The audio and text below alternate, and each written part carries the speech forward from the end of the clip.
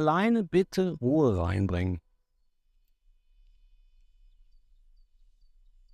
Seht ihr das, was er macht? Er nimmt seine Umgebung mit der Nase wahr. Wenn ihr draußen unterwegs seid und riecht irgendwo eine Pommesbude, dann nehmt ihr eure Umgebung mit der Nase wahr.